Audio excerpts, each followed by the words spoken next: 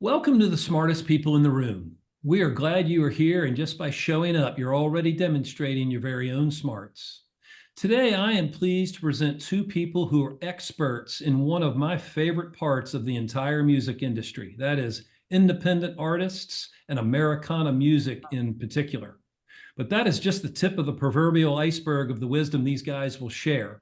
As usual, I promise you will leave smarter and more enlightened than you arrived. Before we get started, please let me take care of some business. First, to the audience, please feel free to introduce yourselves in the chat window. The reason we do these webinars is twofold. First, we want to showcase really smart people and the amazing work they do day to day in the music industry. But the second reason is a bit more nuanced. Many of you know that I am a music industry headhunter. I run the music practice at Turnkey ZRG, and I place music executives in roles throughout the industry. So by definition and function, I help people connect with companies. In this series, my goal is to help you make more connections, and I invite you to take full advantage of that opportunity. Specifically, I invite you to engage with the speakers and the other attendees in the chat of the Zoom. Please introduce yourselves, share your LinkedIn profile, say hello to your friends, and make some new ones. And also ask questions of our speakers. We will try to address as many of those as possible during the session. Also, please make sure your chat is set to address everyone, not just the host and speakers. I want to thank our program sponsors. For without their support, we could not do this for free. Special thanks to First Horizon Bank, Turnkey ZRG, the Tennessee Entertainment Commission, MedJet, Tennessee Brew Works, and Better Than Booze. So let's get down to business. In today's host seat, we welcome Jeff DeLia. Jeff has been a full-time artist manager and entrepreneur with his own company called 72 Music Management for the last 12 years. He's overseen management for 34 releases, 3 Grammy Award-winning albums among 13 nominations. His roster includes 6-time Grammy-winning gospel icons, the Blind Boys of Alabama, 3-time Grammy-winning blues legend Bobby Rush, also Cody and Luther Dickinson, and 5-time Grammy-nominated rock band, the North Mississippi All-Stars. While working together, 72 music management clients have been featured in media, including NPR, The Today Show, The Tonight Show, The New York Times, and Netflix. Dolomite Is My Name. Their music is charted on multiple Billboard, Amazon, iTunes, and radio charts, and included in collaborations with icons such as Dr. John, Vince Gill, Bella Fleck, Steve Cropper, and Joan Bonamassa. The latest release is 99 and a Half Won't Do, which is co-produced by Jeff and Grammy-winning producer-artist Colin Linden and multiple other 72 management artists, with a portion of sales benefiting the Mid-South Food Bank. Jeff was elected to the governor of the Memphis chapter of the Recording Academy in 2020 and for a second term in 2022. Jeff, welcome. It is such an honor to have you here today, man. Hey, thanks so much, Tom. Appreciate the introduction. And joining Jeff is one of my industry heroes, David Macias. David is the co-founder and head of 30 Tigers. This company is one of the most successful and artist-friendly labels and artist management companies in the entire business. The roster of artists developed by David and 30 Tigers reads like a who's who of indie and Americana royalty. Artists like Jason Isbell, Lucinda Williams, Sturgill Simpson, Smashing Pumpkins, Alanis Morissette, Charlie Crockett, and many others. David began his career by working in record stores, followed by 15 years in the major label system. Trust me when I say he's the smartest guy in any room he enters, and he's also the most humble too. It is my pleasure to welcome these two rock stars to our platform today. Take it away, boys. Well, all I got to say to that is all shucks. Thank you, Tom. I don't know if I deserve all that, but that's nice of you to say, and thank you for inviting us into your living room here. Yeah, thank you so much, Tom. We're really happy to be here, and what a sweet introduction. And I'm pleased to be asked to do this with Jeff because I've known Jeff a long time. We first met each other with some NARIS work that we have done together, and being typical guys, I don't, as we were kind of catching up in preparation for this, I was like, guys just never talk about, like anything other than like what's in front of them. And I was like, man, I don't even know your origin story. Like, I don't even know, how you came up through the business. And we decided not to talk about that now because it would be, I think a good preface to, some of the other things. But Jeff, why don't you share with everybody kind of, how you got your start and what brought you to this point? Yeah, man, you're right. We kind of brushed over that a little bit in all these years. I appreciate it. Yeah, my origin story really kicks off when I was 16. That's when I realized I wanted to be a manager. I'm sure I was reading Rolling Stone or Spin magazine and figured out that was a job. Didn't know too much about it, but I knew that my connection to music was like a bit deeper than just going to shows and listening to records, which there's nothing wrong with that. And I always had there's some entrepreneurs in my family, and I always had like some business ideas and that sort of mindset. And so I combined the two, and I thought artist management. And so I moved to New York for school, but also to pursue that path, and started interning for label and publicist and booking shows like on a very local level, and then eventually managed a band like an indie rock band. And I kind of joke, back then that's when I thought management was booking the band, local shows, texting all my friends and family to come, and hoping A&R person comes through the door and changes everyone's life. But I learned a few things, and during that time I had a random run-in with a guy I didn't realize was going to change my life years later. And I met this guy named Howard Bloom in a random tea lounge in Brooklyn.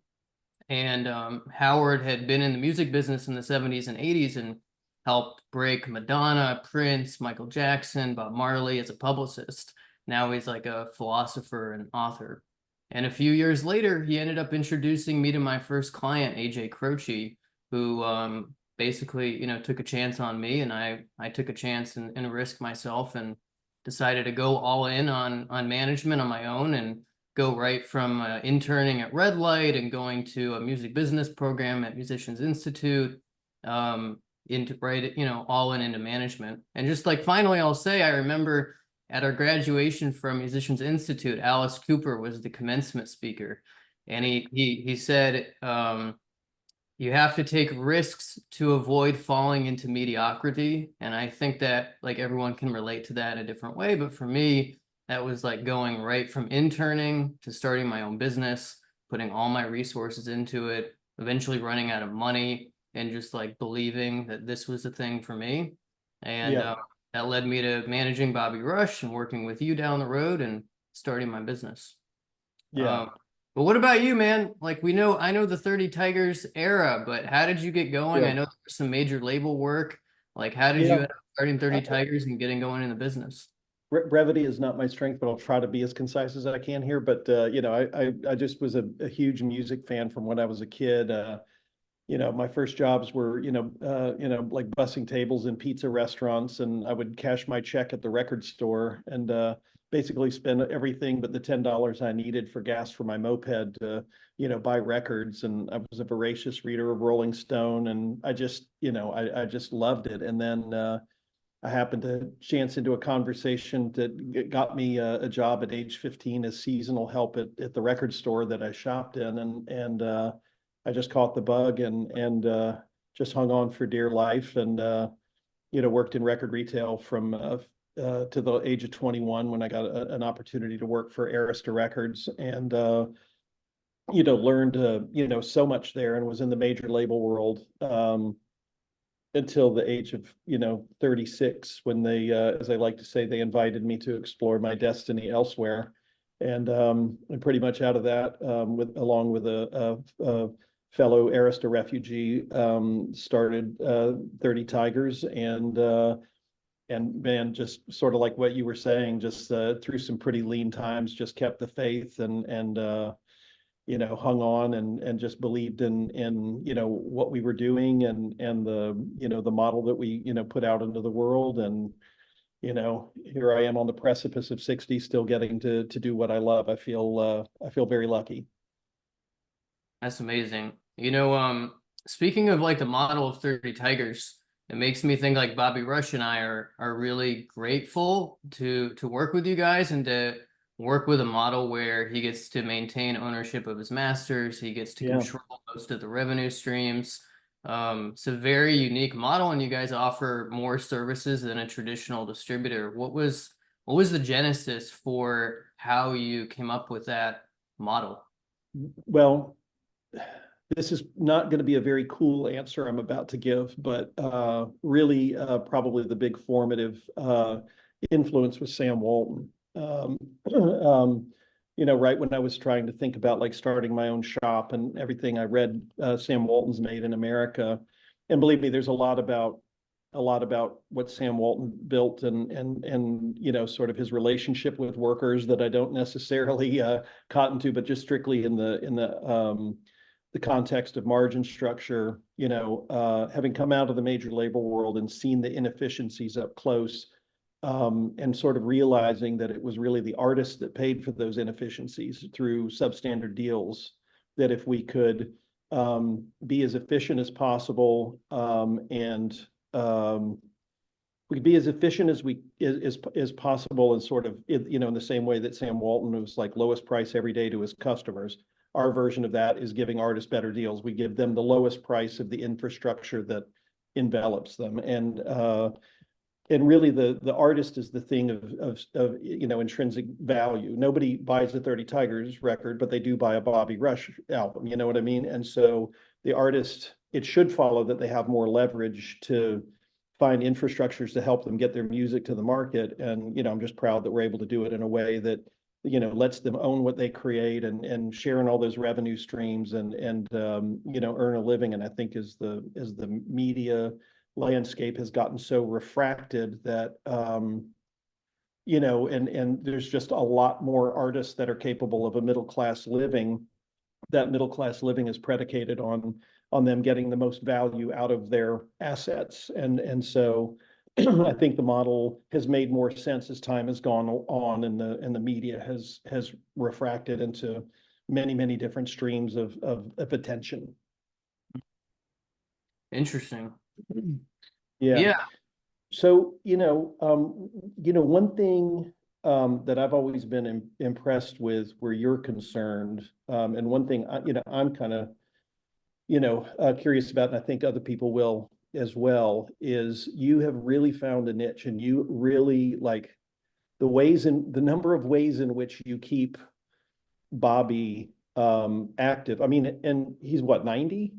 91. Yep. 91. Active and relevant, and I mean, and it's not it's not the easiest thing to do, but I mean, I think I'm kind of curious, and again, when we were kind of talking about this a little bit and deciding to save that for this, I really felt like you're like I work with those kinds of artists in a very specific context, like their record releases, but in order to do that, you've got to deal with like the entirety of their career as a manager. So, talk about sort of the challenges and approaches of working with artists that are, kind of more, I guess, legacy acts, for lack of a better way to put it. Yeah, I appreciate you saying that. First of all, it's a great honor to work with all the artists I represent, but for sure the legendary legacy artists come with a bit of a different set of circumstances and things that we pay attention to. And so, I think for all artists, right, that we're and representatives of artists, we're thinking of growing their business and building their profile and reaching more people on the road and through records and streaming or sales or what have you. But in addition to that, and trying to grow in general, I'm also thinking about, and we're thinking about their legacy. And how do we continue to preserve the mission, like with the Blind Boys of Alabama, like those early guys, Clarence Fountain, George Scott, like preserve that early mission of what they set out to do, and make sure even as they get into secular music or they do different types of collaborations, we're not veering too far away from that. But for all the artists, it's about also honoring their legacy and shining a spotlight not only on what are they doing now to stay relevant and be inventive, but what can we do to shine a light for those who don't know on their history, on their stories, on their older records. And so, like with you and 30 Tigers for Bobby's 50th anniversary of Chicken Heads, we did that great record store day release where we did new recordings of the song with Buddy Guy and Government Mule and Kingfish. So that's like one thing, like, there's reissues and there's box sets and there's things like on the record side. But then outside the box, it's been really fun to explore like the memoir we did for Bobby Rush and the Blind Boys. I helped them get their publishing deal and get like their whole life story out into the world. And then, for both of them, we've got documentaries in development, musicals, so like different things where you're going to reach different media, different fans, be on stage in a different type of place. And so that, that's something that we definitely focus on for the legacy artists. And even Mississippi All-Stars, next year's their 25th anniversary, and we'll be doing some fun stuff for that too. Well, and I tell you what, one question that just popped into my head that I'm curious about too is that, and actually this pertains directly to one of your clients. One of the previous management of Blind Boys of Alabama. I remember having a conversation with them one time, and it was a bit of an eye opener. Like, oh yeah, right. But we were talking about, I was kind of giving the 30 Tigers pitch of like, oh, you should own your own work, and and it turns into an annuity and all this stuff. And the manager said to me, he goes, David, they're 80 years old. They like annuity, that doesn't matter to them. Really what they want is like as much cash as they can get in a brown paper bag, that's, and kind of joking, maybe not joking, I don't know, but, but just in terms of the difference in approach with somebody like Bobby or Blind Boys of Alabama versus North Mississippi All-Stars, who are kind of more like mid-career, they're younger dudes and they're all that. I mean, is there sort of a difference in approach about how you look at deals and things like that? Yeah, I mean, I think I think regardless of age, there's just going to be a difference in how that's handled based on the artist and their preferences. For some, it's like get the check now, get the biggest paycheck you can possibly get. If you don't own it, that's fine. Of course, we're always trying to negotiate and get it to revert back or do a longer term, but not an ownership deal with a label or whoever. But definitely for older artists, like the Blind Boys are kind of unique in that they're multiple generations of singers and people that kind of run the group. I think at the time I had this conversation, they were all of one generation. So yeah, that's right. No, but it's still a similar approach. That was Charles Dreby, and big props to him for managing them for about 20 years before me and bringing me into the mix. But even for Bobby Rush, like he's 91, right? And I don't want to share too much about his own like things behind the scenes or views on stuff, but he he's definitely thinking about he might not be here or he won't be here that much longer. If there's certain things he wants to do, it's like doing it now. Certainly like we're working on reversions for some of his old masters and publishing and things of that nature. And so he really appreciates like amassing as much intellectual property as he can, especially since in the early days the deals weren't as good and he didn't really get to keep some of that stuff. But for him, it's also like, what can he leave his family, and what moves can he make while he's still able to set them up for the future after he's gone. So yeah, we're thinking of things in different ways for different artists of age, for sure. Yeah, no, that's cool. So one other thing that I wanted to ask, I know that your work within the NARIS world, I think, and this is, I think, an important thing for everybody to hear about too. I know that that you're very active and prominent in the advocacy committee and kind of the legal affairs, type of approach. Talk about what you guys are working on right now. Talk about what's kind of the issues du jour on the Hill. Yeah, man, that's been a very rewarding area of engagement for me. Being a board member of the Memphis chapter of the Recording Academy for a couple terms, I served on the advocacy committee.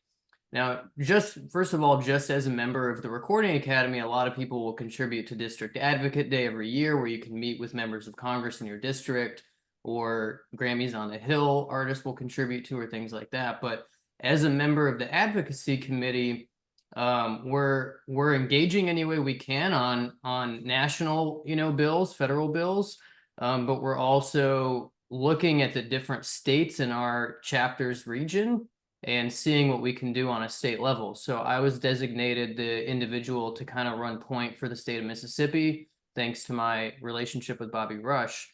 And the latest term, both nationally and on a local level, the biggest thing has been the right of publicity law.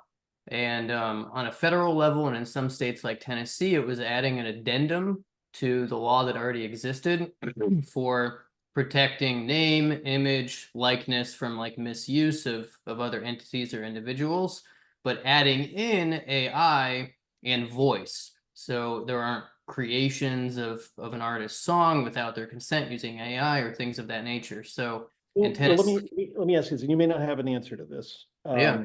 Because I know, I mean, I'm struggling right now to try to really get my head around all the implications of AI. But the thing about AI that I find to be troubling, at least near as I can tell, there aren't really any sort of toll gates. So say somebody's going to make a song and they just put it in there. They don't talk about specific artists or anything like that, but they're like, well, I want to have want to create a blues song with a smoky vocal that does this, and they very well may reference Bobby Rush's work, but you're never going to know about it because there's not like a toll gate keeping track of like what are the reference points for all these things. So how does and again, feel free to be like, we're figuring it out, but I'm just curious if you have any insights about from a legislative standpoint how one sort of protects against that.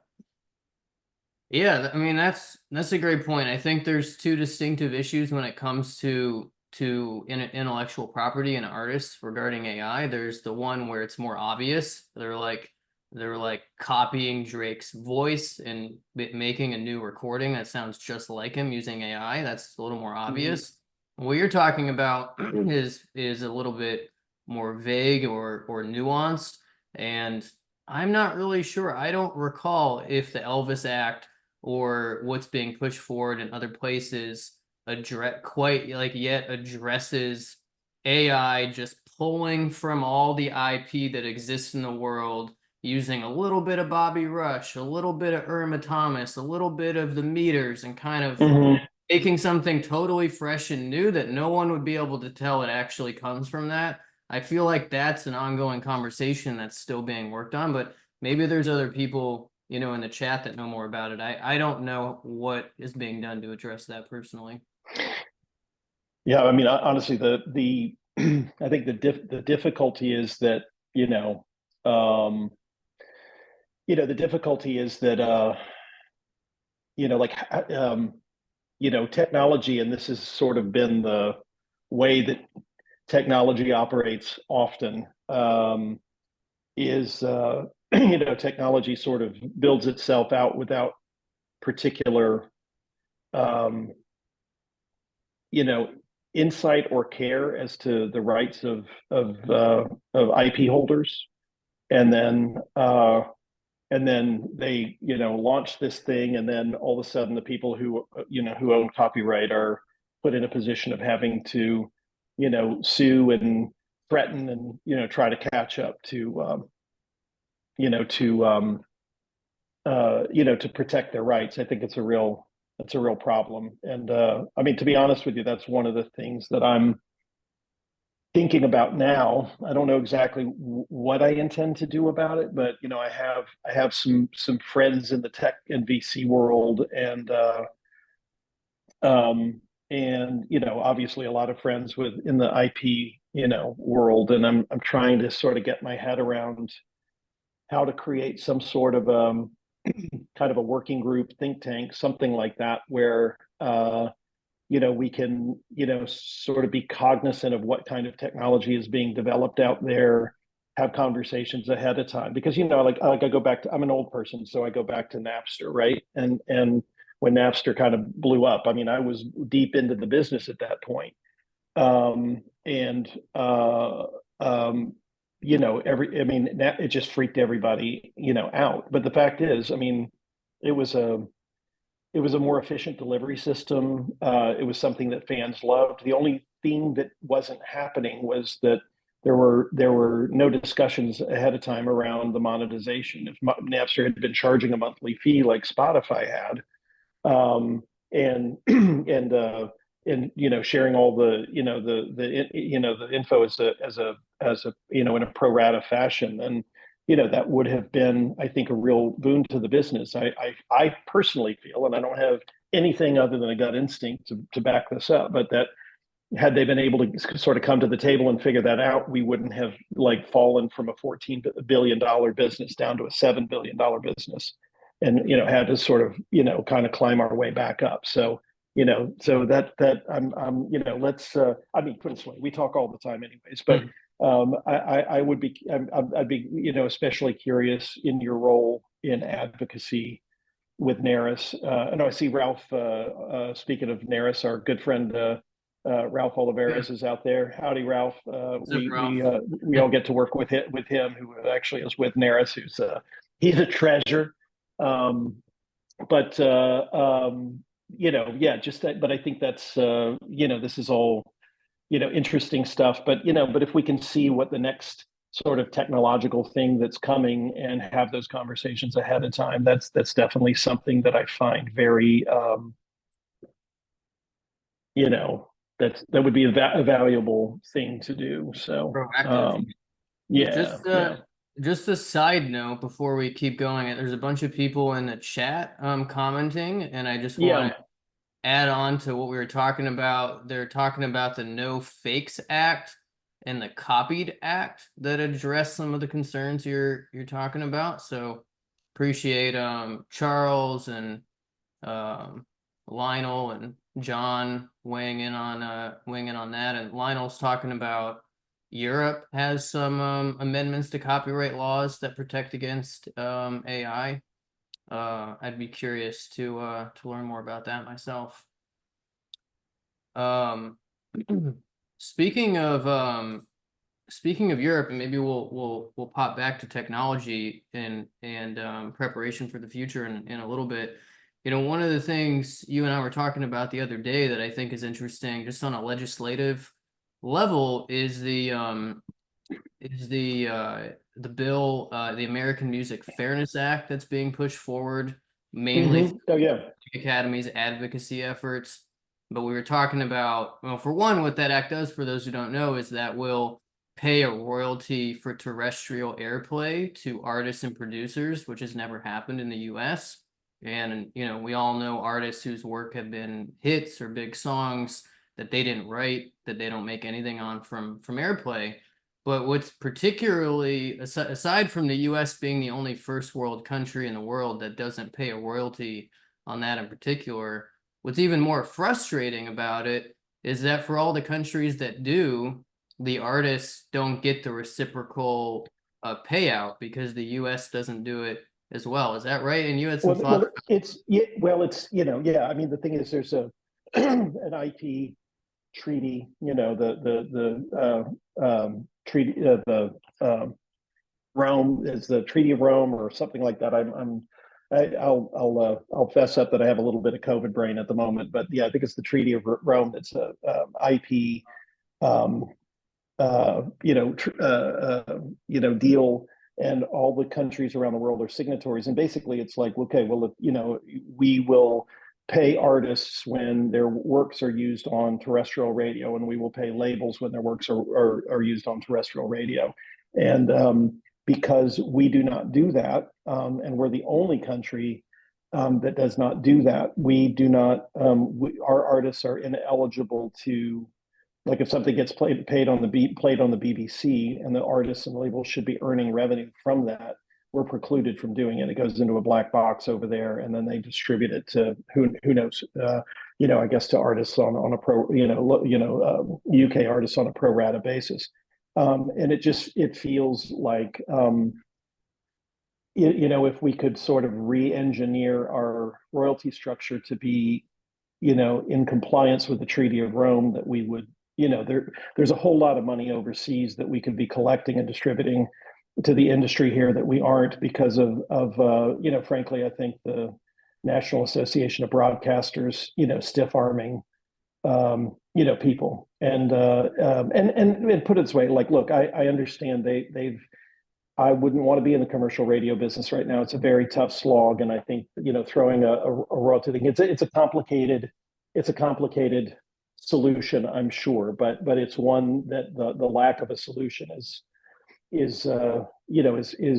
causing due money to be the money that would be due us, and by us I mean all the people on the creative side. We don't get to collect that, and so I think I just feel like it's a problem that, well, I've been kind of butting my head up against off and on for 15 years, but I'm happy to hear that the fight continues. I sort of got exhausted and kind of dipped out of that a little, I don't know, several years ago. But I'm glad to hear when you brought that up that, like, it's like, oh, sweet, good. I'm glad that this is still a thing.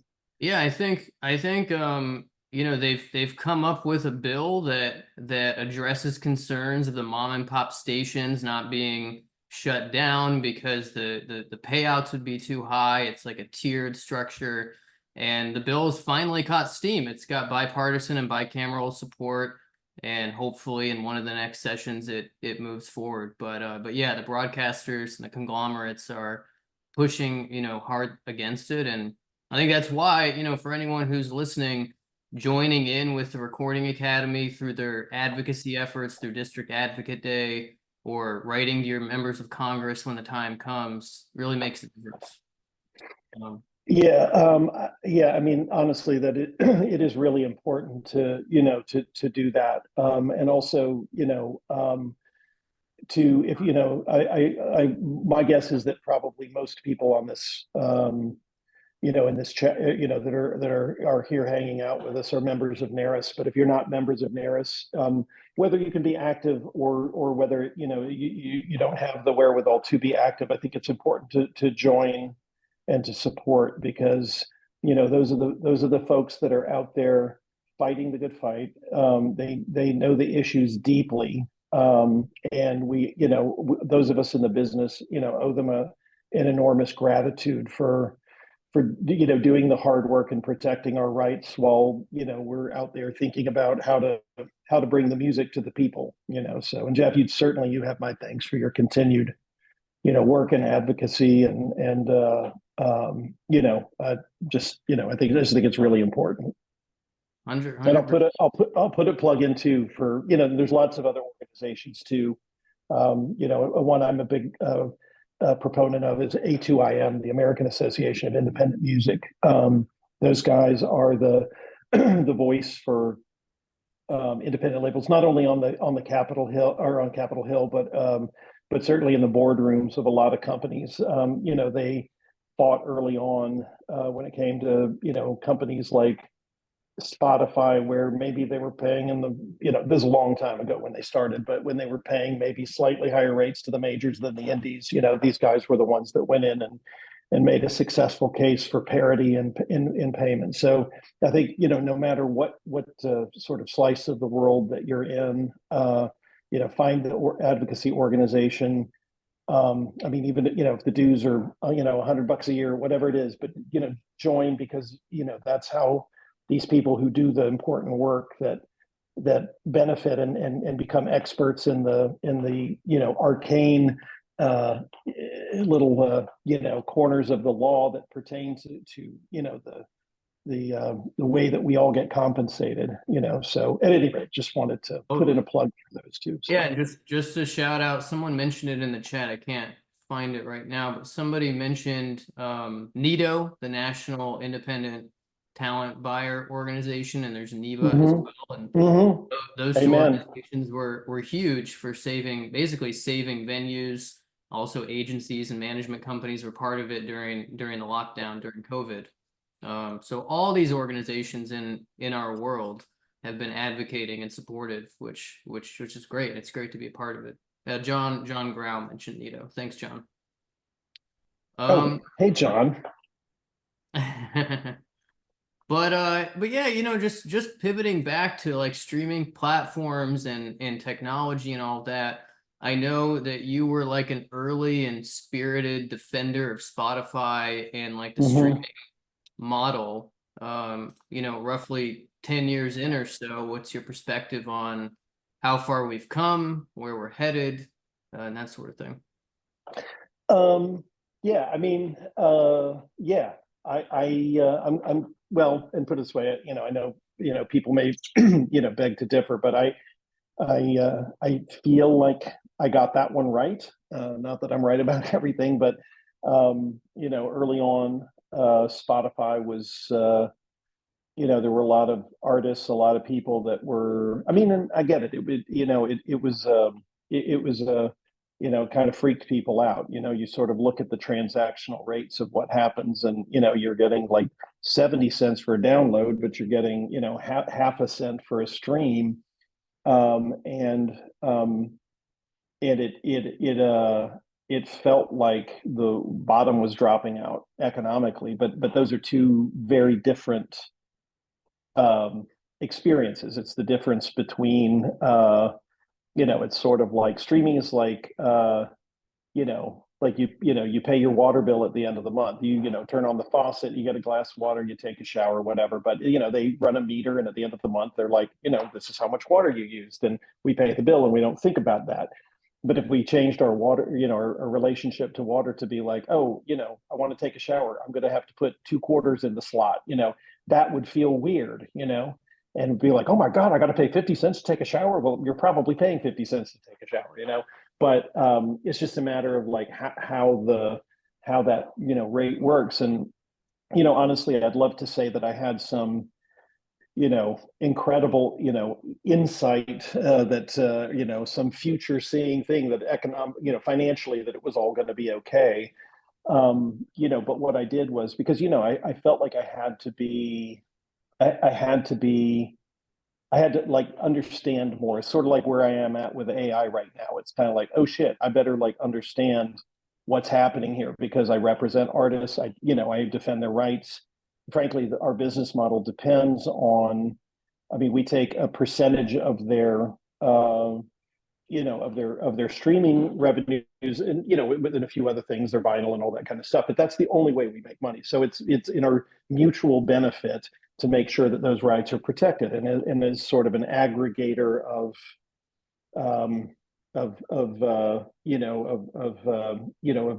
music, and we get out there and try to hustle and market and stuff like that. It would make sense for me to figure out what the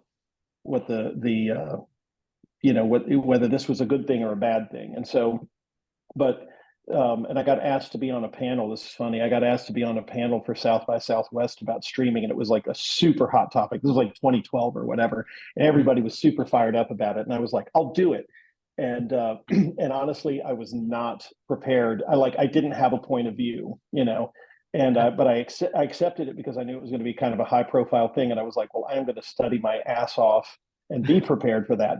And so one of the ways in which I prepared was, I think it was 2013 actually, because what I did was I just called a bunch of people in Sweden. At that point, Spotify had become like 85% of the pre-recorded revenues in Sweden. So I thought, and Sweden's not like it's not a small sample size. I mean, it's a country of 9 million people.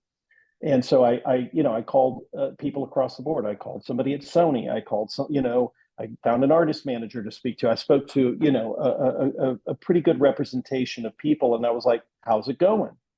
And everybody was very positive about it. And then I started doing the math on my own and sort of figuring out when this thing kind of scaled, what the economic impact was going to be. And so, I tried to be a voice against the, hysterical, I mean, and again, it's understandable, but it's intuitively, with you just sort of look at it at the thing, you go like 70 cents versus half a cent.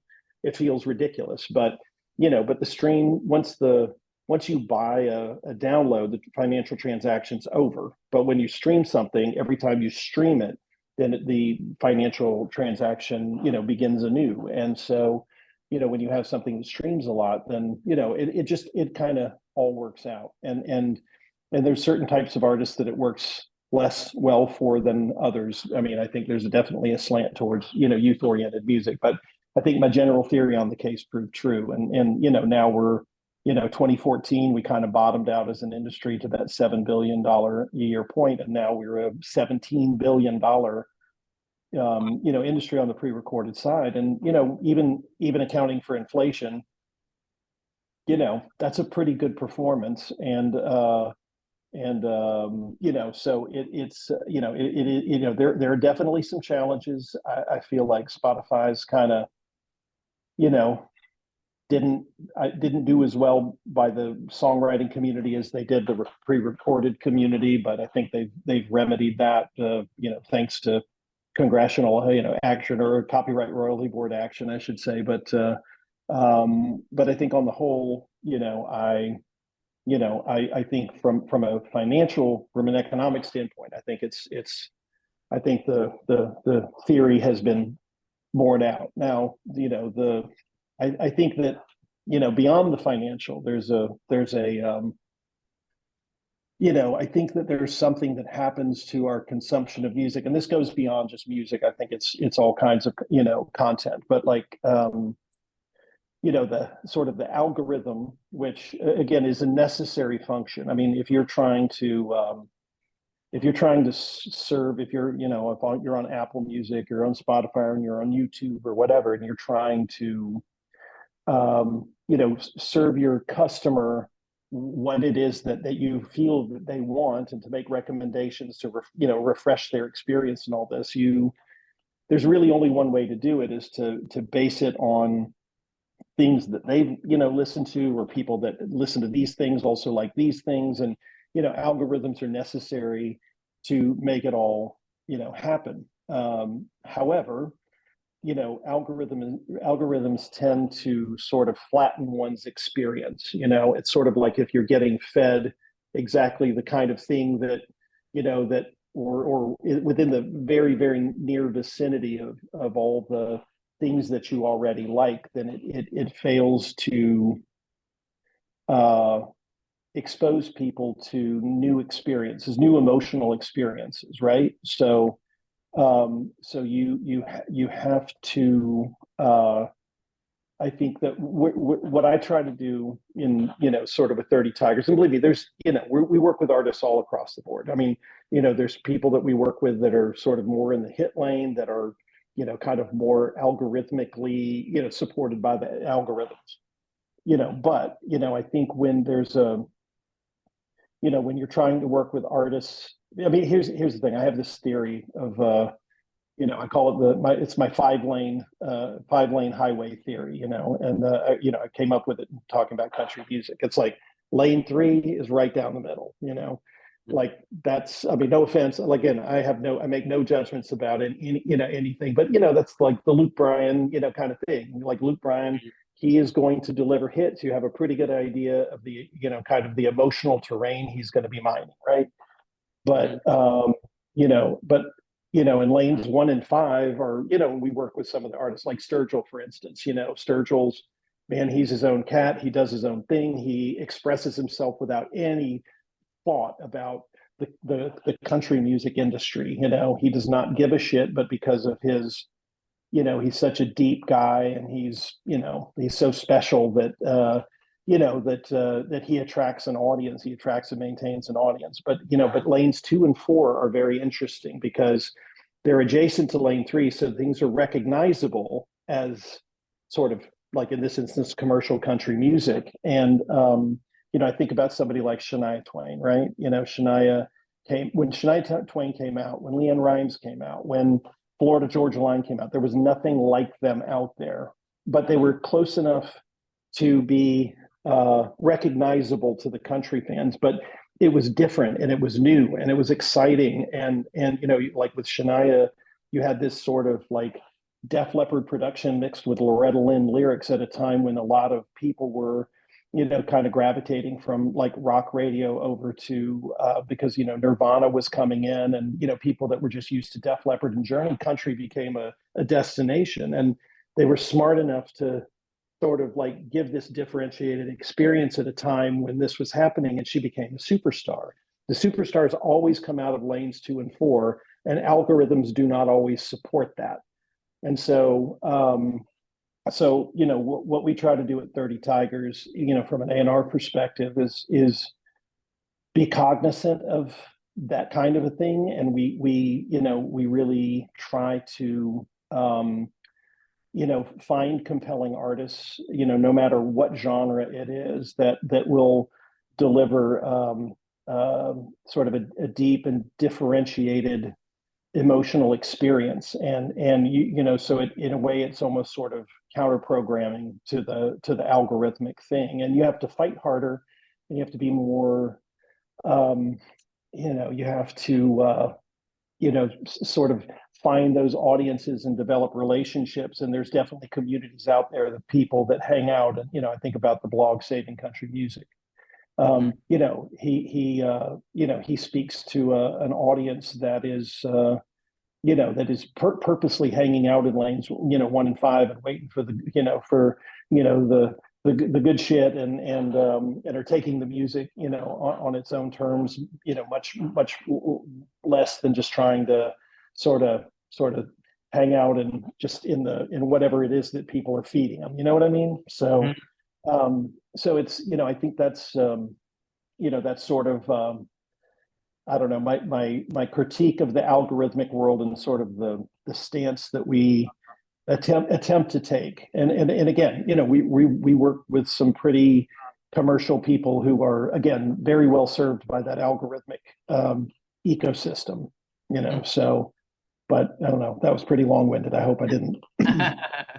You covered a lot of ground. When you're signing acts to 30 Tigers, are you thinking about, or putting out records, are you thinking about which lane is this in? 1, 3, 5? I mean, not really. I mean, no, I'm not. I mean, our approach isn't. No, I mean, I think each act is its own thing. I mean, to be honest with you, like I'm a big music fan, and my tastes are wildly eclectic. I mean, I run the one year my number one most listened to artist on Spotify was a commercial country band we had signed at Triple Tigers, which was a JV we did with Sony called Gone West. They sound like Little Big Town. I love their music. The next year, it was Nick Drake's mother, Molly Drake, a very obscure English folk singer. And I think, and last year it was Debussy. So I'm like all over the place, and I love all kinds of music. Good luck to the algorithms to try to figure me out, but so I don't. I think if it moves me, and there's a lot of things across a lot of genres. There's a lot of things that moves me, and but I'm also not a musician. I listen like a fan. I am a fan. And if I figure if it moves me, it's going to move somebody else. If it makes me passionate, if it stirs my heart, it's going to stir other people. I just have to get the storytelling right, and I have to have a kind of an idea. And sometimes things will move me, but I don't have an idea of how to take the music to the people. And so therefore, I have to have the discipline and enough sort of love and respect for the act to say, look, I love what you do, but I don't get how to bring the music to the people, because I can love it, but I also have to run a business, but I also have to make sure that the artists are well served by being in our ecosystem. And believe me, there's it's been, we've been in business for 23 years now, and I have made and learned from a lot of mistakes, and I still make them all the time. But at least, if I can Glenn asked about reggaeton. That hasn't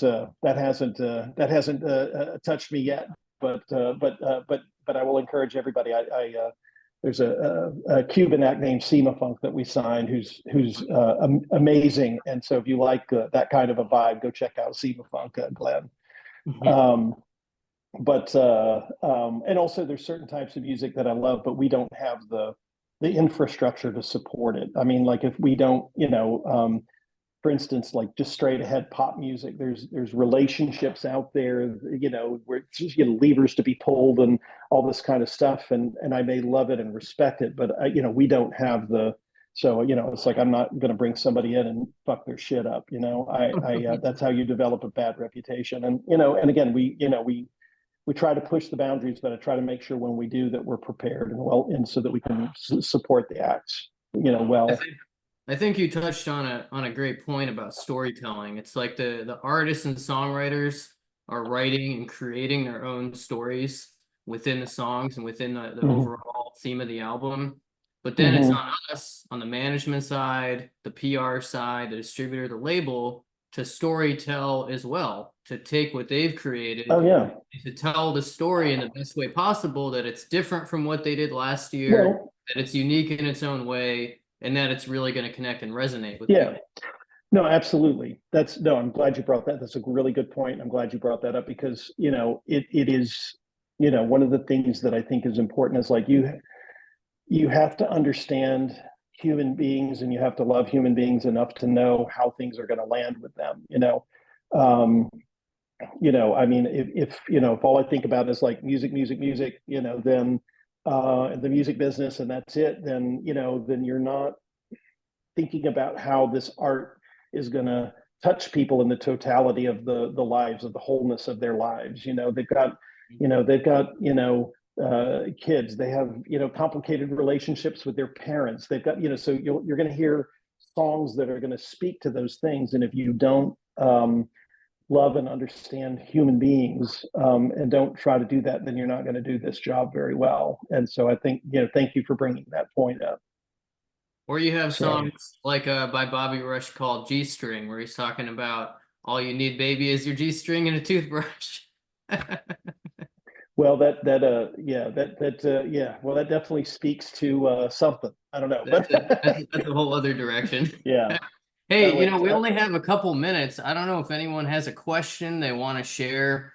I see one here from Tom. Maybe we can jump on that. Who's up and coming that we need to know about? Do you want to jump in on that, Dave? Well, we have, I'll tell you, there's two young country/roots artists, female artists that I'm on fire about. One's album is coming out here this week. Her name is Maggie Antone. She is doing really, really well, and I think she's going to have an incredibly exciting career. And there's another young woman that goes under the name Clover County that we just signed. That I can't quit listening to. I think she's, I think she's incredibly special, and I could probably keep going, but for brevity's sake, I'll just stop there. Well, aside from my great roster of artists on an individual level, the guys of North Mississippi All-Stars, Luther Dickinson has a record coming out in September with JD Simo that's really sick. It's like rock and roll, blues rock sort of vibe. And Cody Dickinson just released a record called Homemade. We're really excited about. But of course, my tastes are very broad as well, but we don't have much time. John asked another question. About discovery mode. Discovery mode. Let me take this because I spent a lot of time thinking about discovery mode. I mean, personally, I think that there's pros and cons to discovery mode. I think that one thing, at least the way that it's currently, runs, the data that I have seen indicates that like once you're kind of in discovery mode, and if you decide to opt out of discovery mode, and I don't know why this is, but it seems like the numbers just drop dramatically, and that in the end, unless you sort of decide to leave it in there long term, that it will the long term effect on your revenues may be negative. Now, there are different reasons to be in discovery mode. I think the main reason that I hear from artists, and I don't think it's a frustrating reason to me, but the main reason I hear is that, well, I mean, it's exposure, but the main thing that they're interested in is driving monthly listeners.